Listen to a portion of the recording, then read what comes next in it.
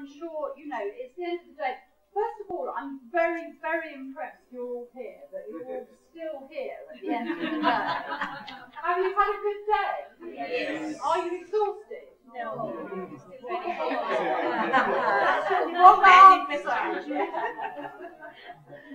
You're all looking forward to some mental activity. Right.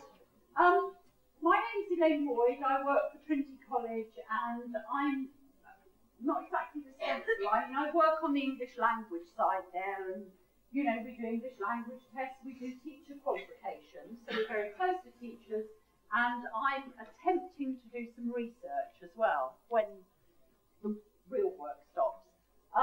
So that's a bit about my background.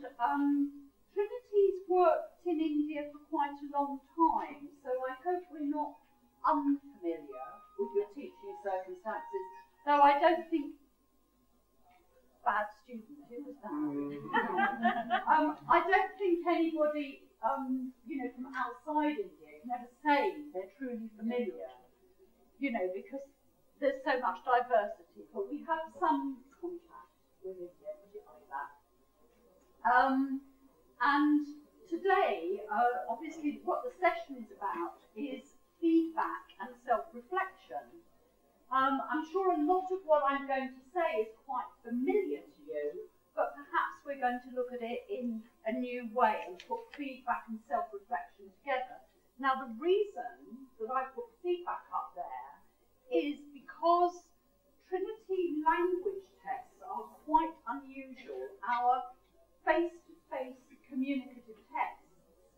The examiner stays with the teachers at the end of the session and gives them feedback, so on how the sessions have gone.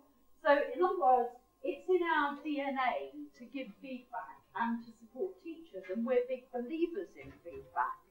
But it will come as no surprise to you that that feedback is not always welcome.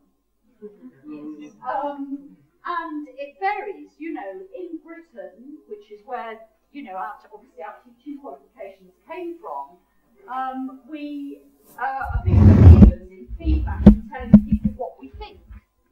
When we go into other cultures, and I can name Italy as a prime example, they don't want to know what you think.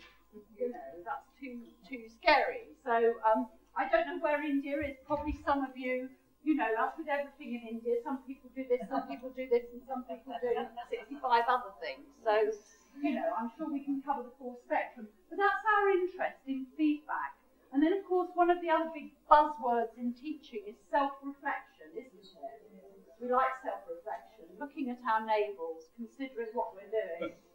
Do you self-reflect? Do you? About teaching or about life? You're terribly sophisticated creatures, aren't you? Can I just find out a bit about you first? Right, am I going to ask you to put your hands up? You might put your hand up more than once. Who here is a teacher trainer? Ooh, lots of you. Who is a teacher, not a trainer? About a third of you. Is anybody a student teacher? A trainee teacher? Some people aren't sure. That's real self-reflection. I don't know, I'm still learning. Okay, so most of you are teacher trainers. So yes, I mean, it is true. What I'm going to say to you, I think will not be new. That's fine. That means you can do all the work. That's great. Marvellous. So, what we're going to look at today is the features of feedback. What should feedback look like? The importance of developmental feedback. How that promotes teacher reflection. So you can see we're going to end up in a cycle here. And helping teachers become more responsible for their own development. The sort of holy grail. And I feel here, I'm sort of preaching to the converted. The fact that you're here probably means you are interested in your own development and taking some responsibility for getting better. But of course, what we've got to deal with is the vast majority of teachers who teach often in quite unhappy circumstances, not very well rewarded, not much status, and they're possibly not interested in getting better. Not because they're, you know, they're indifferent, but because the circumstances mean it's very difficult for them. So I do appreciate that that's, you know, that's an issue there. Right, first of all, we'll start with a bit of work for you. So, of course, obviously, before you can give feedback, you have to observe something. Except if you're me, I can give you feedback on anything without looking at it at all. Famously at university, I don't know if you ever did this, when you were doing English literature at university, going to seminars and you'd read the first chapter and the last chapter, but you could comment fully on what the book was about. Or the other one where you have read the film review, but not seen the film, but you feel, I have no problem commenting on that at all. So, but of course, normally we like observation, and of course at Trinity we do that through the exams. We do it in a loop because we watch how the students perform in the exams, and from that we make conclusions about what the teacher's doing, in fact. So it's a double layer. But I'm just talking about straightforward observation here. Now, do you have, most of you have said you're teacher trainers, do you have much opportunity to do observation? Put your hands up if you do. Yes. Oh yes, you're all observing like mad, so this is all going to be easy. So, is there a fourth one here? Yes. Okay, right, I'm going to give you a few minutes just to discuss those 4 questions together, and we'll see how many ideas we've got. Go. Pairs, groups, whatever you like. You know, you're responsible for your own development. You choose.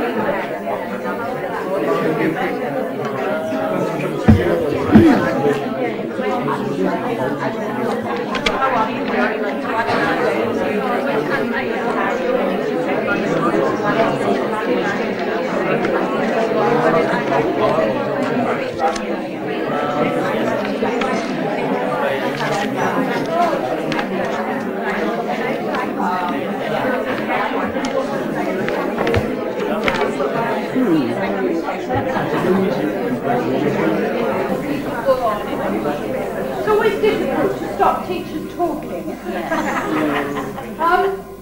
So let's have our hands up. How often do you observe other teachers? Every week? Yes. Every day? Every week.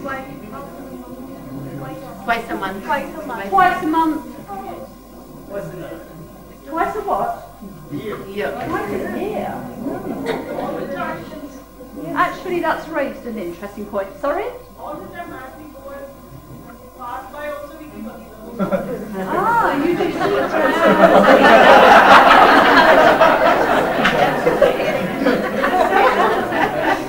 Okay. Glad I don't work in your school. What about you? How often are you observed? Every 3 months, all the time. Interesting. Questions down there. Who are you observed by? Are you observed by trainees or by your peers? By our trainees. Good. Okay.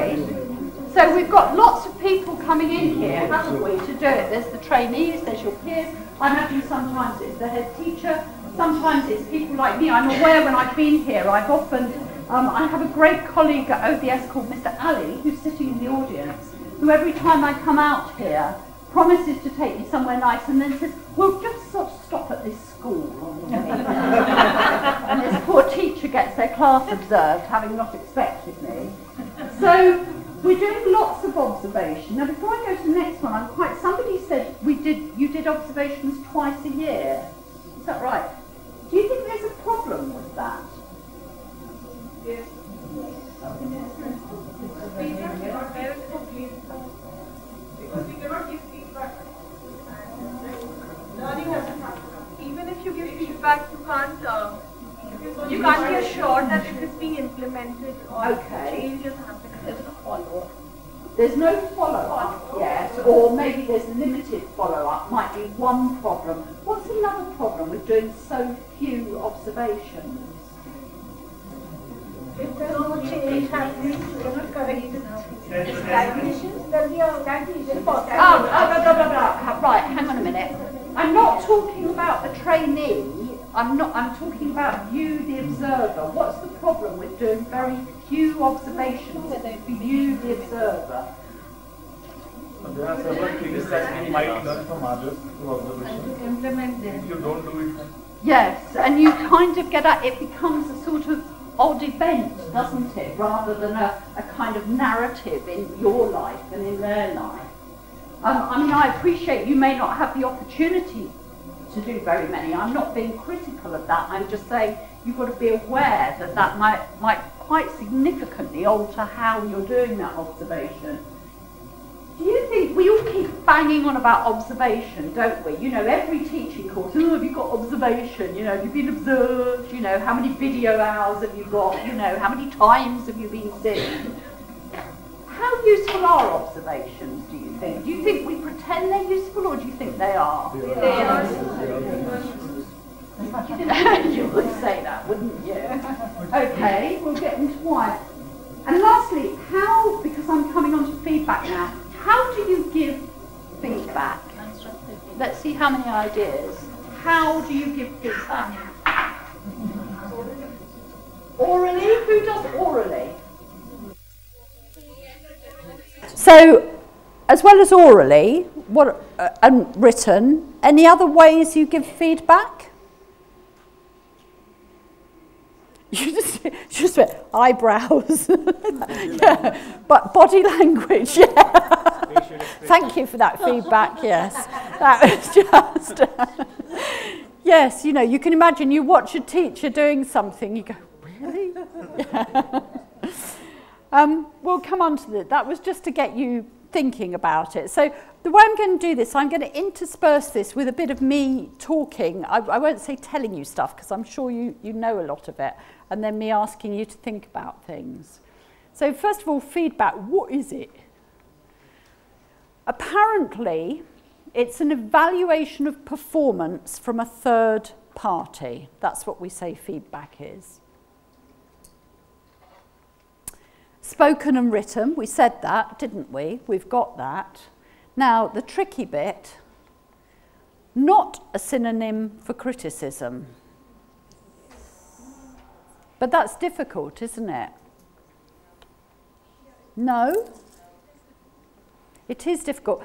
And it depends how it's read. As I say, in Italy, it's always a criticism. I don't mean that, I mean I'm serious, you know, it's always a criticism. In Britain, we're supposed to be very tolerant and very understanding of feedback. You can imagine, you know when you're in the office, and somebody goes, can I give you a bit of feedback? You think, no, just go away, no, I don't want to know, you know. So it depends how people are reading it, what state of mind they're in. And an opportunity, which you know, to highlight both the areas for development and the strengths. We know that, don't we? Yes. The features of feedback. Well, Brinko, this 93, this is going back quite a way, said you have to decide who mediates the feedback. What does that mean?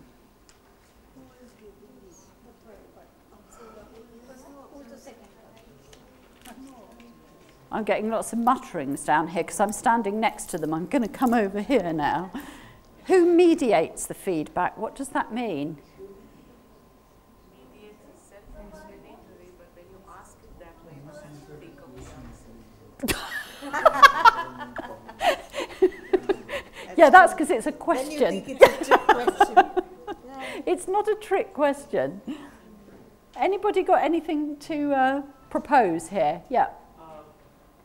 According to me, I think if I'm giving a feedback to a teacher, if I involve the teacher, if I'm eliciting what I require from the teacher, so there the teacher is involved and there's sort of a reflection happening there. Yes. And at the same time, I'm trying to elicit the things, reflect things out of the teacher, which is the reflection, the feedback which I want to give to the teacher. So here, I'm actually deciding whether I want to go ahead and give a direct feedback or is it coming from the teacher. Yes, yes. So you're sort of managing it almost, aren't you? You know, manipulating. Yeah, I mean, it's not a very nice word. It's got sort of negative overtones, but it is manipulating. You know, you're controlling it, aren't you? And I don't think we should be frightened of that because, as you say, that is what we're doing. So it's better to be honest about it. Feedback should be descriptive rather than evaluative, he said. Why? Yeah. Are you confident that when you give feedback you are non-judgmental? There's some people going,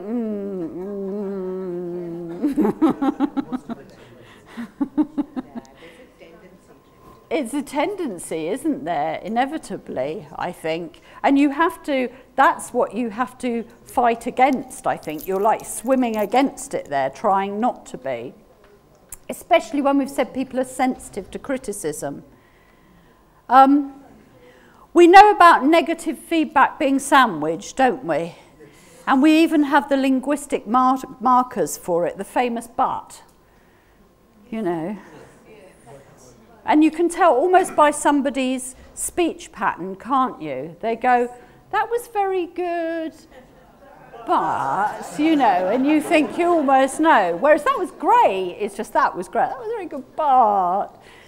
And you just think, oh no, I don't want to hear it. And then somebody sees your little face go like this, and they go, but the ending was great, you know. So you've got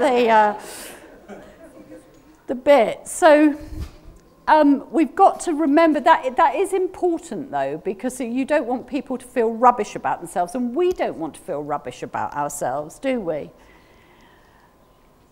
Now, what does that last one mean? You're all going, yeah, it's very funny, it's absolutely classic. You put something up on the screen, everybody goes, yeah, yeah. Go, what does it mean? Yeah, yeah. What does it mean? What kind of things are we talking about here? Actually, sometimes we have to give feedback to teachers who probably have more experience than us, or somebody who's been in that industry for longer than. Yes, yes. I think we're going to. Oh, what did I was going to get the microphone. Actually, get somebody to run around with the microphone. It's not one size fits all. So we all know, obviously, the inexperienced teacher, but how do you give feedback to very experienced teachers? Ah, it's right next to me. Strange, but true. Yes, there we go.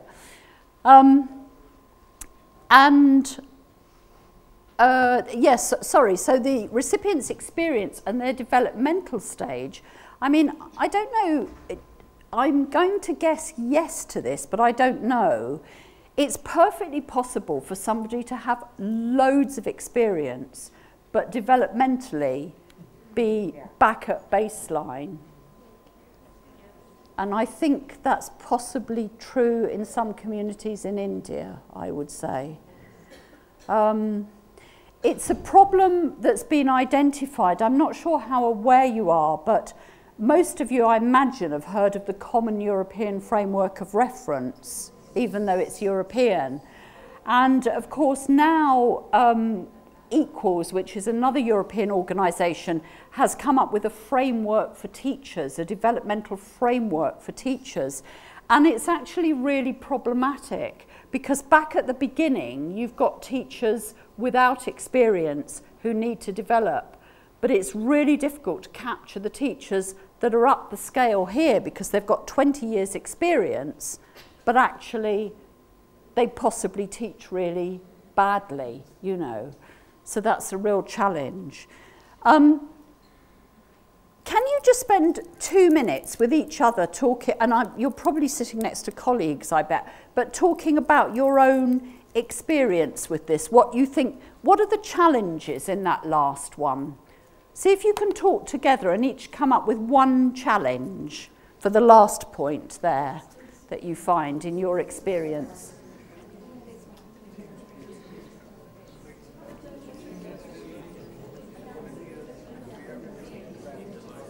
Time, so I'm going to stop you there. Sorry, I'm blethering too much. So we're right. Who's got a challenge that they can shout at? Oh, we've got a microphone. This is very relevant to me because I've been in this situation many number of years now. I was part of an initiative which is done by a big corporate in India, and we were going across the length and breadth of India, working with professors of universities and asking them to change the way they were teaching, okay? Especially these professors were not English teachers or English professors, they were engineering professors in IITs or JNTU. They had PhDs and postdoctorals. It was a tightrope walk, the kind of looks we used to get. Oh, you are going to tell me what I'm going to do from tomorrow, is it? You know? So it was very hard, and there was another layer of difficulty to it, the cultural bit in India. We are a very hierarchical culture. So we are not used to telling anything to our elders or seniors. We are not expected to, okay?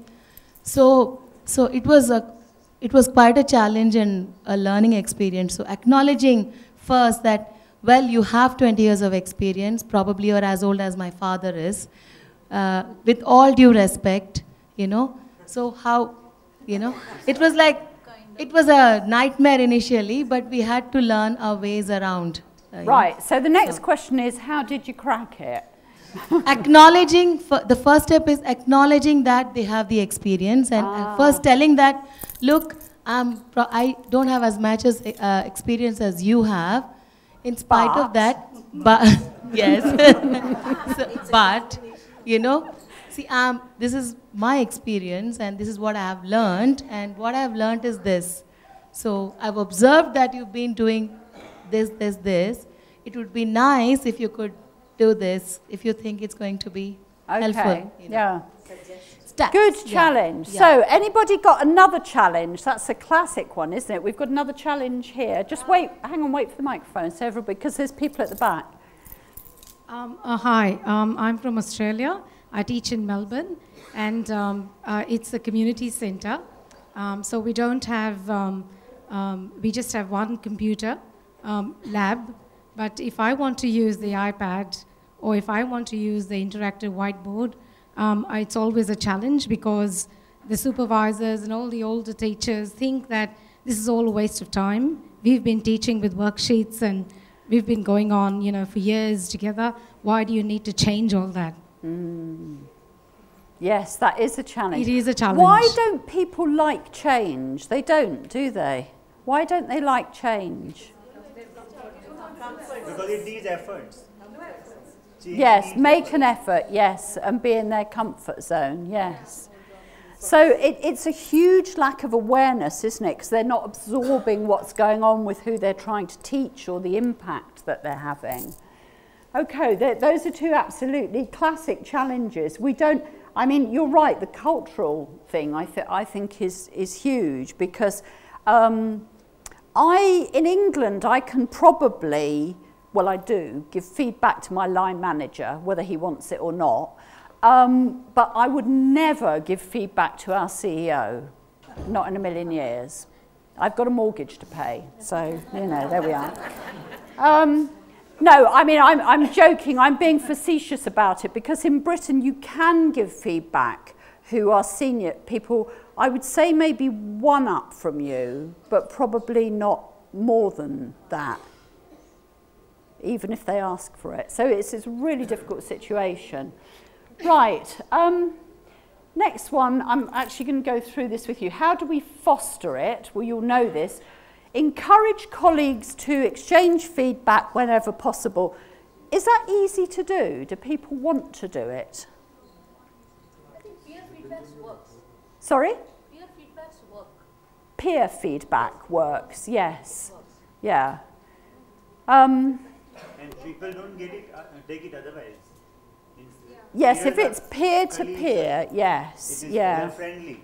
Yes. It much matters the kind of verbiage that you use when you're giving feedback. You're not supposed to offend the other individual. Yes. That's not soft skills. Yeah, she's saying, yeah, you have to have excellent soft skills, don't you? Yeah. Say that again, because you Okay, can you hear me? No, I said much matters the kind of verbiage that you use when you're giving feedback, because you should not offend someone when you give feedback, especially if it's negative. Yes. And if you're working with the upper hierarchy, which I do, and I completely empathize with the lady who spoke, whatever, when she was working with professors. So we work with managers and VPs, etc., on their communication. So there are times when, you know, the self-worthiness takes a back seat if you want to give them feedback, and yes. especially if it's in front of an audience. So when yes. it is a one-on-one, they're more receptive. Yes. But if it is in front of an audience, then, you know, you hold back, and then yes. you give them the feedback a little later. Yes. And then they're open to it. Yes. And sometimes I find in that situation, you start including yourself, don't you? Go, oh, we do this. Even though you know you don't do it, you're going, yep, I own up, yep, you know, to kind of... There's one lady at the back there. Can we just run the microphone to her, and then we'll... I think it's most important to create a school culture or your institutional culture. Suppose, I think I do understand if you cannot give negative feedbacks to your seniors, why don't we start the process where we can take a negative feedback from our juniors and build it downwards. So we all happily put fault on telling that my senior doesn't take it. Can we take it as a question? If we can take feedbacks positively from our juniors, and then the process becomes perfect, then the culture builds up. Yes. It's not an, I think we should build a culture. I think in my school, my principal is very secure in her position. She doesn't feel insecure when we give her a feedback. So she is very comfortable giving us feedback, and it's a two-way process. Yes. So when we feel our boss is intimidated, can we start a process where my juniors don't feel intimidated by me? If we can do this process, then it becomes two-way. Yes, yeah. So we can sit in the same... top, isn't it? Yeah. Yeah. Then we sit in the same forum and sit together, because we have these meetings together, and then we give it to each other. So even and another same thing, we can do it in the classroom level, where we can take feedback from the student too. So we always forget that the feedback part, we have the students also to take into account. Yes, they do. And we can have a very beautiful session with our own students and get feedback from them. Children, what you would like us to do better. If we can include the word we, it's not you and me, then I think we can make a fantastic process going on. Yes, you're absolutely right. Because students, if you empower them, nothing like it. Yeah. And they become our partners in crime. Yes, and I do think, I have to say, I think, and this has certainly happened in Europe, that I think I mean, I think we would all agree that's a great idea if we can do it. It's happened in Europe. There was a great methodology, you know, 20 years ago in Europe, where you had to theoretically ask students for feedback. But of course, it's how does that get translated? So somebody, you know, had a sort of theory about it. And what happened was the teacher would, at the end of the line, would go into the classroom and go, so what do you want to do today? You know, that's how feedback ended up. So we have to be quite careful how we manage it, because then the student thinks, well, you're the teacher, you know, you tell me what to do. Oh, what? That's not the point I want to make. There we are. Okay.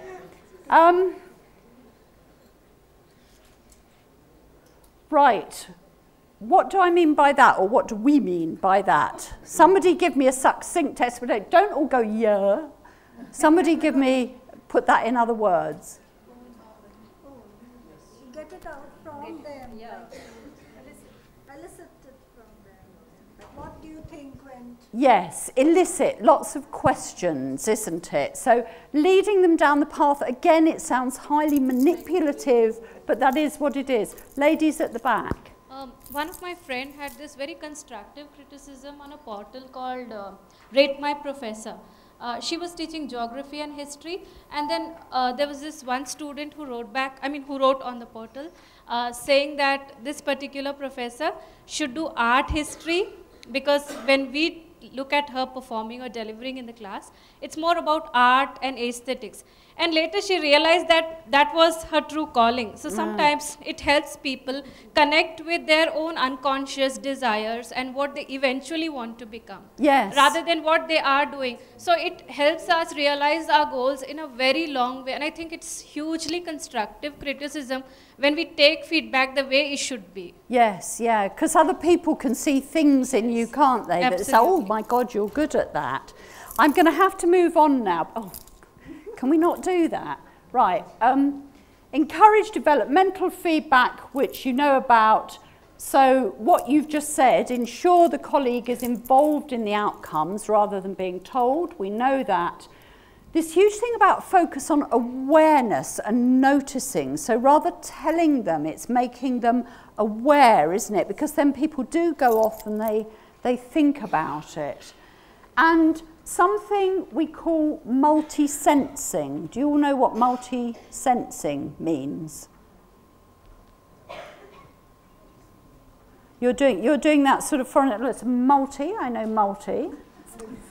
I know sensing. It's got a hyphen in the middle. I don't know what that means. Okay, I'll try and explain to you. I've got some handouts for you, by the way, when you leave today, so don't... So, multi-sensing is basically, it's a bit like with children, isn't it? It's making sure you do the same thing 100 different ways so that somebody gets it. So you do know what it is. So we've got this, I don't know if you're familiar with the cone of learning. After 2 weeks, what we remember, 10% of what we read, 20% of what we hear, so I'm going to come back and test you in 2 weeks on this,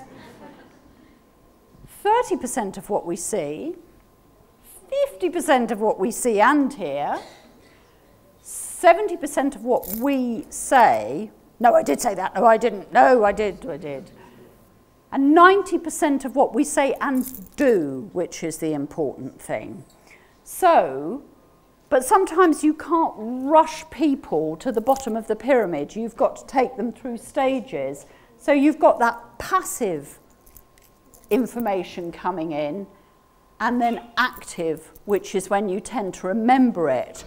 But as I say, you can't rush people through that. They have to get there in stages. And I think when we're giving feedback, that's important to remember. So it ties into what you were saying about questions. If you ask your colleagues or your trainees a question, they're going to have to say something to answer you. So immediately they're going to remember it more, aren't they? That's the link. And then there's the old, I think I'm on this one now, hang on a minute. Yeah, there's the old Chinese thing. I think it's Chinese. You might claim it in India. Is it Indian or Chinese? Oh, right, you're not owning it. Okay.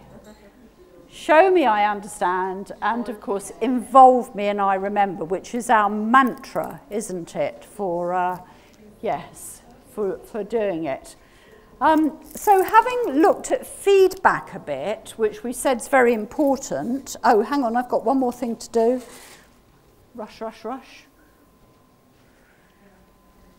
We need, just because we've done something a certain way, we don't know how it's been taken, do we? So we need to check how it's been taken, exactly the same as concept checking when you're teaching. So allow a variety of skills and opportunities in response to the feedback. There's not one way of them responding or doing something. Initial written self-reflection by the teacher. This is the trainee teacher we're talking about here. That's not clear. So they do some self-reflection written that you see. Multimodality we've spoken about. So there, the trainee teacher is writing their thinking about the feedback you've given, and then you're reading it and you're giving another feedback loop on that, what they've self-processed, as it were. And it's a good way of checking whether they've understood you or not. And it's amazing how many times a day you have to say to people, what did I just say? Not because they don't remember, but to check what they've understood. So, we've looked at feedback. I just want to move on to reflection, which I have to say is not something I do personally. I try to avoid it at all times. I'm just going to give you some quotes here. Which one do you most agree with? Can you read those and just spend 2 minutes talking to each other? Which one do you most agree with? And why, of course. Ha ha ha ha ha.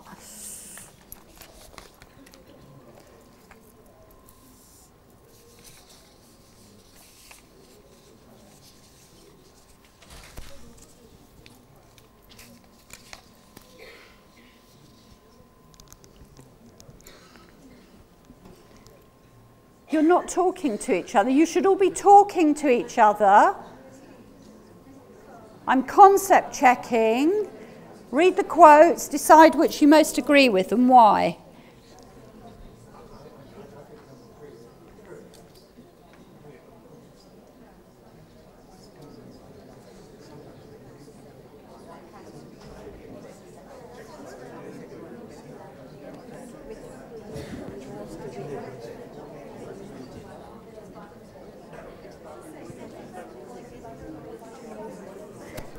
You might agree with all of them, but which one do you like most? Which one speaks to you? Okay, we're going to have a vote. Who says number 1?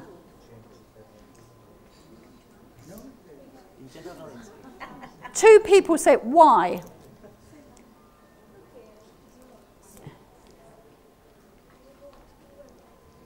See, everyone likes to assess themselves and like to put themselves.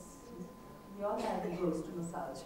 So, when you think of your own performance, perhaps give yourself a good image of yourself, but at the same time, if you can be honest with yourself, you will reflect on your mistakes and perhaps correct them.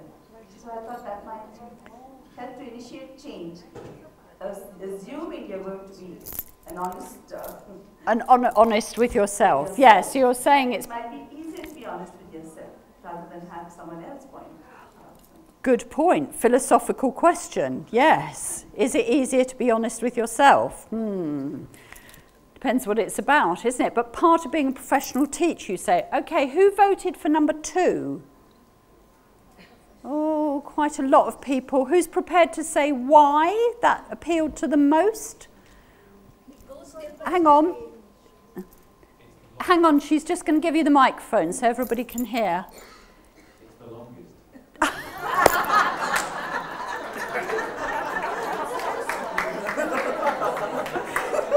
We were just saying be honest with yourself, you know. It's, there you go.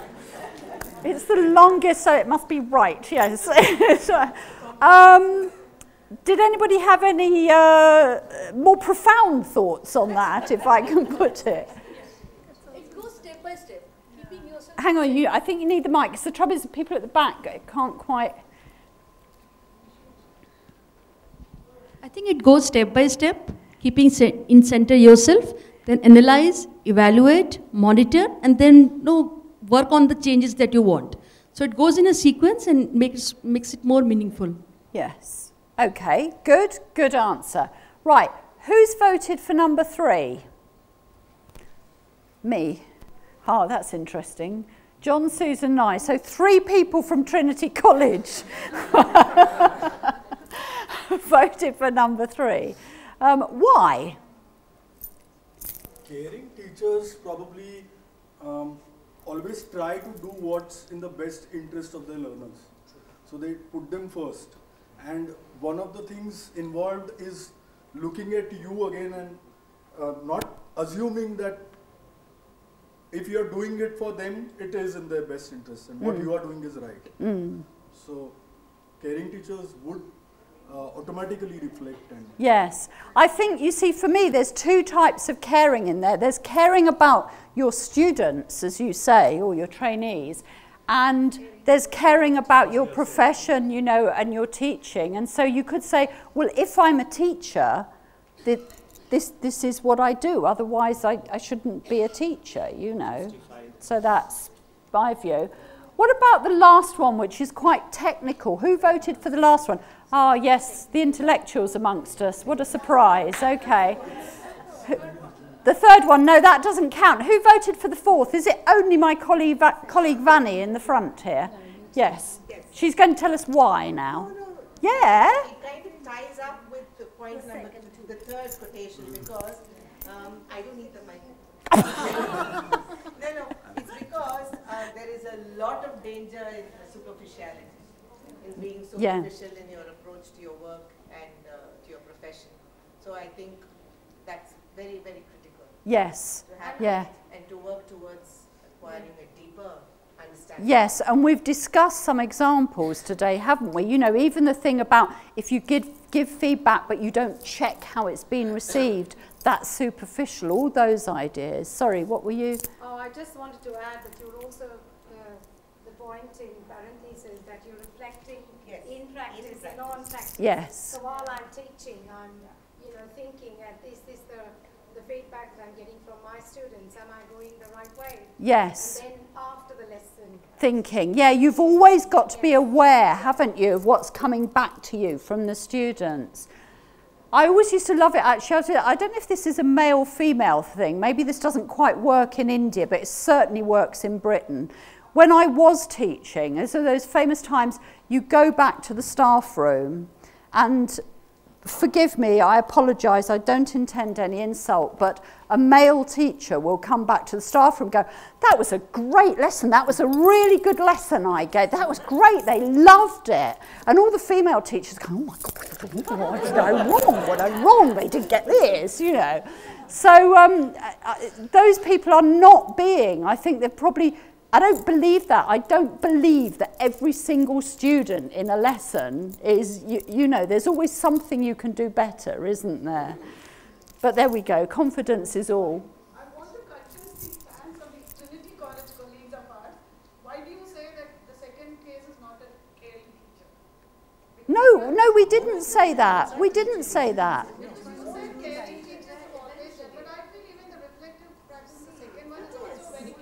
Oh, no, subtext, I didn't intend. No, no. Of course, of course. Actually, she just said, you know, which of these strikes a chord? Which strikes a chord with you, I said. There's not one that's right. Ah. Thanks for that feedback.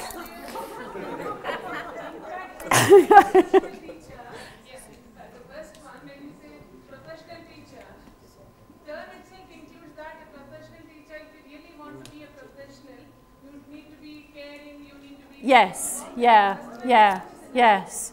And it's very interesting, when I've worked with teachers, again in Italy, I said to them, what is the single most important quality of a teacher? And they've said, you know, caring and whatever. These aren't in competition with each other. It was just which speaks to your soul, was the question. Your spirit. Right, I'm going to crack on, otherwise we're, where are we? Ways of reflecting. Right, you're going to do this. How many different ways are there of reflecting? Easy peasy question. You all said you were teacher trainers, you all know this. Don't laugh at me. So again, I'm going to give you a couple of minutes, talk to people around you, and decide how many ways there are of reflecting. How can you reflect? Right now. Any ideas? Shout them out quickly, very loud from the back. Yes? Journaling. Blogging. Asking for feedback. Asking for feedback. Talking to colleagues. Sorry? Recording your lessons and watching them back. A truly tortuous experience, yes. But yeah. Yes, yeah, group. Being attended the class. Being? The person should attend our class. Yes, okay, well let's have a look and see. Sorry, I'm racing slightly. You said some of this, didn't you? Reflective writing, you said. The trainee needs some preparation there. This free versus assigned. So, you know, either they can freely say what they're reflecting on, or you can give them something specific, can't you, that you want them to reflect on. This is just summarising it, really. Descriptive.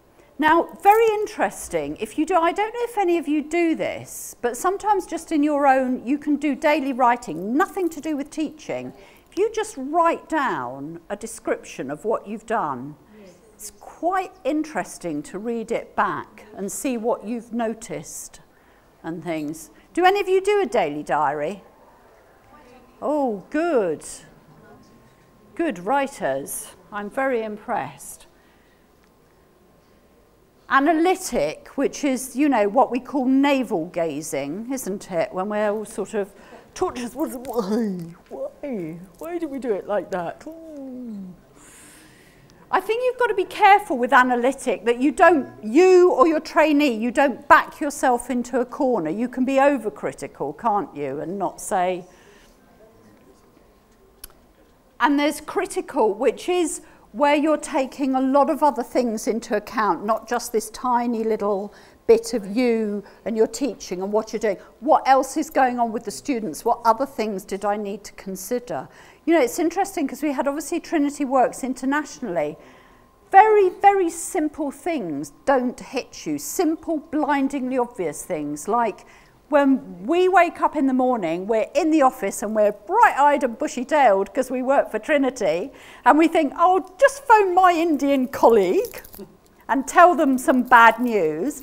And the Indian colleague is sort of at the end of the day and very tired and, you know, so they're receiving it in a completely different way. You've got to think about that. You know, emails that get sent in the middle of the night but actually pitch up in America first thing in the morning, you know. That's just an example of where you're taking something wider because you've got to be equally conscious of that. And yes, there's one more. Right, written versus spoken. We've mentioned this. Which is more honest? Fight. Fight in the front row. Okay, let's quickly. Spoken is honest because it is spontaneous. Spoken is honest because it's spontaneous. I think the written, because you can run away after writing. Written because, and here's a truly dedicated teacher, written because you can run away after writing it. It's what we like. That's actually what the Trinity examiner does. Spoken is visual. I mean, spoken, the relationship's right in your face, isn't it? I don't know whether that can make you more honest or less honest. But spoken is perhaps more effective than written. Spoken is more effective than written. Do you agree? Fight. Yeah. Written is more enduring and may end up on the internet at a website near you. Oh right, yeah, don't quote stuff back at me. That's not what I told you. I've forgotten. What was that? Okay, let's see how big the fight is. Who says spoken is more effective? Oh, okay. Who says spoken is more honest? Who says written is more honest? Okay, little bit of self-reflection here. Is that reflected, the other meaning of reflected, in your personal lives? What? Well, you said spoken was more honest. Are you the sort of person who's very upfront and spoken in your personal life? Are you someone... Yeah, I thought it was feedback. I'm sorry. No, it was feedback, but I'm just trying to, you know, draw an analogy. It's interesting that there's actually about a 50-50 split in the room, which is quite interesting, I think. But I'll have to leave you with that thought. Right. What do you think? What's the answer? I don't know. Don't know. Let's think about it. Don't know. What would I be more honest? It depends who I'm talking to. Depends who I'm talking to. Depends who I'm talking to. There's survival, isn't there? And then there's... So... Yes, yes.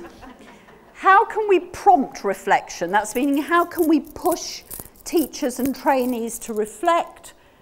Open questions. You said always asking questions. It's a much easier way, going back to your point, for somebody to absorb something. You know, why did you do that like that? And closed questions with a follow-up. Ask teachers to talk through, which is very similar to asking people to write a description, to just, oh, I did that and I did that, and they go, why did I do that? It's like a verbal protocol that, you know, if you do research. Probing questions.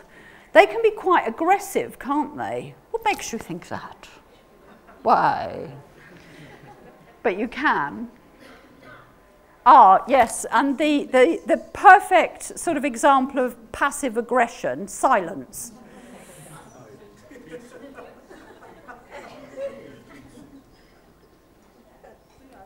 I'm not quite sure how you encourage eye contact, aside from sort of, you know, running around like that, but it's a look. But silence can be, you do, I mean, all psychologists will tell you, you've got to give people that bit of space to respond, haven't you? Almost impossible for me because I can't shut up, but I mean, you know, people are good at it. And finally, what are we on? Are you familiar with this? I think so. Good, yes. So that's what we've tried to go round. The concrete experience where you're teaching. You then reflect with your developmental feedback, that's the loop. You understand a new way of working in your head, and then you go off and experiment and see what happens. So that's the ideal circle, isn't it, for development? And I think I've put that in the handout. I think that's in the handout. So finally, tips for promoting reflection through feedback. Make it personal. That sounds quite strong, but that's the Trinity ethos. If you don't make it personal, people think, oh, you're just speaking generally. It doesn't apply to me. So you must personalise it. Never give the answers. No, I'm not telling you. Just think about it. Come back and tell me what you've thought. And asking leading questions. Okay, so those are just how you can push people to be reflective when they may be a bit resistant to it. And I think that's, yeah, no, I don't want any questions. So that's the end. Thank you.